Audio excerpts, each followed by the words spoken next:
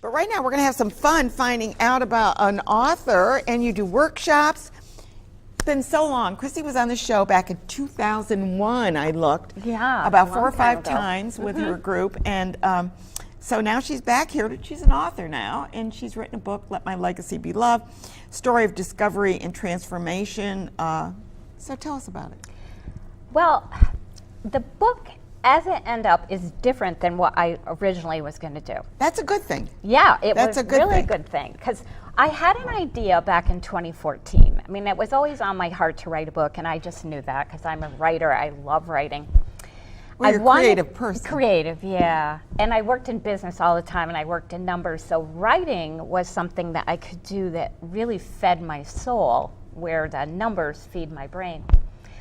I had this idea, and I was lucky enough to be accepted into a workshop with the Chicken Soup of the Soul people. Oh, wonderful. There were 12 of us. Wow. We went out to LA for a week and studied together. And then over the course of a year, we continued staying in touch, and we masterminded. And basically it was, how do you write the type of book that I was looking to do, which in my case was going to be, I wanted to help people avoid the pitfalls and heartbreaks that I had had in my life. That was my desire. And so I thought, well, I'll tell a series of short stories. Great mission. I'll analyze them, because I've got the analytical side of my brain. Right. And I'll analyze them, and I'll pull out the lessons that other people could relate to.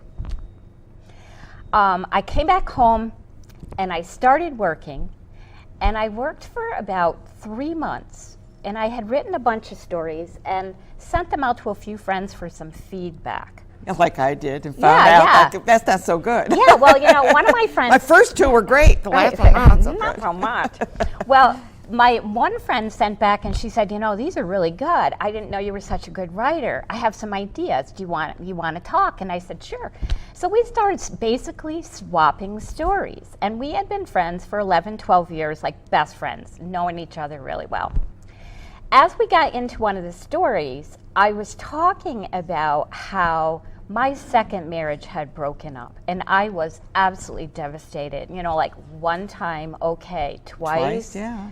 I cannot point the finger at somebody else. It's obviously something in me, and that was the turning point in my life. So as we were talking about all of this, one day she said, well, you saw all those red flags. Why did you go ahead and marry him anyway? And we kept digging down into that. Why? And one day I just admitted to her, I go, I think it's because when I was a little kid, I never really believed that anybody loved me. Oh. Except my uncle. I had an uncle, I saw him once a year, and I knew he saw me, and I knew he heard me. But in my normal life, I didn't. You weren't getting that feedback. I wasn't getting that feedback, and I didn't feel that. So although I was really successful in business and artistic, I'm a singer-songwriter, but doing there's all these something else things. missing. Right, there's something missing. That relationship part was really struggling with me. So what we started doing, she looked at me and she got tears in her eyes and she goes, oh my gosh, you need to write about that. And I was like, well, I'll write about it, but I'm not sharing that. I'm not sharing that with anyone. No. Yeah, no way. So except for this. Right. As we started digging into the stories, we found so many, like small things, like how many people struggle with not good enough. Oh my gosh. Found the root of the not good enough issue. Found the root of bad body image. Found the root of all these things that I had no idea. And by looking at them, we don't accept ourselves. We don't, exactly. So what I did was I wrote a series of stories, and after each story I did exactly what I wanted to do, which was dig into the discovery. Like, this is what I learned. Here's the story. And this is what I learned in this story. And most of the stories, especially the kids' stories, are kind of entertaining because I let that little voice that's always in the back of my head that finds everything pretty funny come out. I love that. And but don't you find humor helps an awful lot? Totally. And the professionals that have read the book have commented on the fact that some of it is very laugh out loud funny. I mean, it really is. But at the same time, it digs into the deeper stuff. And I shared it. I wasn't going to, but the more I thought about it and the more positive feedback I got on it, I said, I can share this as an example of what anybody can do when they look at those childhood stories from an adult perspective. Because we have this, and this is something I learned because I had to do a lot of research once I got into it to really understand what I was finding. Yeah, because you didn't want to give misinformation Right, either. exactly. And what I found was the Adverse Childhood Experiences Study, which was conducted in the late 1990s by some epidemiologists from the Center for Disease Control and Prevention. What they were looking for was a link between obesity and adversity in childhood. And what they did was they surveyed 17,000 people, and nearly 70% of those people reported adversity in their childhood, things we don't think of, like divorce, emotional neglect, humiliation, things like this. Bullying, exactly, that's a big one right now. Things that we don't really think are affecting us.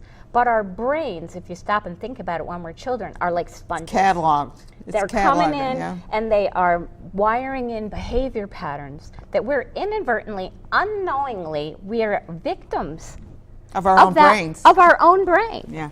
But what I learned was by digging into that and really looking at it and understanding it from a different perspective, completely changed my perception of so much. Understanding helps an awful lot. Oh, absolutely. Yeah. So I share my own story as an example of what anybody else can do. But not only you do the book, you also are doing a workshop, and that's going to be, it's called Breakthrough, Reveal, Release, and Reclaim. Yes, I love that. I know. I love it. What we're doing is, I'll just tell you quickly, and maybe the three of us could come back on and talk about it. I'd love that. We are doing a series. It's called Breakthrough with an exclamation point. Reveal, release, reclaim. I do the reveal where we talk about story, and everybody gets a chance to take this little test and they work on a story that's something they want to release. And then my friend Jacky owns Stress Fracture, which is a mobile rage room. Yeah. So everybody gets She was to on go. TV, I saw her, yeah. Everybody gets to go and break something as that physical expression of letting it go. Yeah. And then the other woman is an artist. And what we do is talk about how we're wearing masks in the world, and we take off that mask, write on the mask what we don't want anymore, and then we paint over it. Oh, that's a great idea. So what it's about beautiful. Reclaiming, Yeah, so we have, we're doing one this Thursday. Yeah, I was looking at that. Yeah, April 25th. Yep, April 25th. That one's from 6 to 8:30, and that is over at 22 Colvin Avenue in Albany. Where is that? It's the Kidney Foundation. Oh, okay, there. Okay. I'm just trying to attack it. Yeah, mutual friend has office there. So you plan on doing a few more of these? Oh, yeah. Well, we were going to do one on the 19th, but one of the big issues that we found is suicide is so related. Things to break? No. No, we got plenty. There's something called Cody's Climb. So we decided, the three of us, to go to Cody's Climb to kind of stand behind the whole idea of how suicide is affected by this. Yeah. And then on June 1st, we're doing another one in Albany. Yeah, I'd like to have the three of you on sometime. Yeah, we'd love maybe to to talk about that. And, because it's important, I think, for us to delve into what makes us who we are today. Exactly. Is something that may have happened when you were 6 years old that is still in there, kind of bubbling around, and you got to get it out, Exactly. And once you hone in on that, now I just look at stuff and I go, God, that was 40 years and ago. And I'm still carrying. What? What is that? Well, my idea is I'm not giving rent to I'm free rent to anything. There you go. It's That's like perfect. It's out of my brain. Go away. Yeah. Because if you're taking up space up here and you're not beneficial, then I don't want you there. So, So I don't know if we can get an eraser, brain eraser. That would be nice, wouldn't it? Chrissy, and how do you pronounce your name? Beauchemin. Beauchemin is an author. Check out her book, and also check out one of her workshops. Who knows? Maybe you got something to let go. They're going to help you let go, or at least figure out what it was to begin with. Exactly. Right. We're going to take a quick break, and then we'll be talking about the Octavo Singers. So stay tuned. Oh, can't say that.